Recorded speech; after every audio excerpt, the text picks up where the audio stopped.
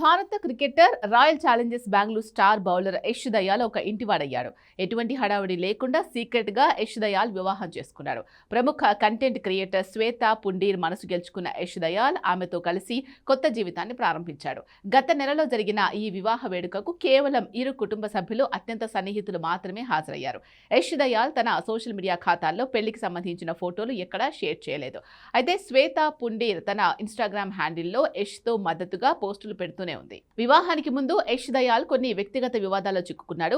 ఒక మహిళ తనను పెళ్లి చేసుకుంటానని నమ్మించి యష్ దయాల్ మోసం చేశాడని ఆరోపణలు చేసిన సంగతి తెలిసిందే. అయితే ఈ ఏడాది జనవరిలో రాజస్థాన్ హైకోర్టు ఆయనకు ముందస్తు బెయిల్ మంజూరు చేయడంతో యష్ దయాల్ కు భారీ ఊరట లభించింది. ఈ వివాదాలన్నింటినీ పక్కన పెట్టి ఇప్పుడు యష్ దయాల్ శ్వేతతో కలిసి 7 అడుగులు వేశాడు. యష్ దయాల్ పేరు వినగానే 2023 ఐపీఎల్లో రింకు సింగ్ చేతిలో పడ్డ 5 సిక్సర్లు గుర్తుకొస్తాయి.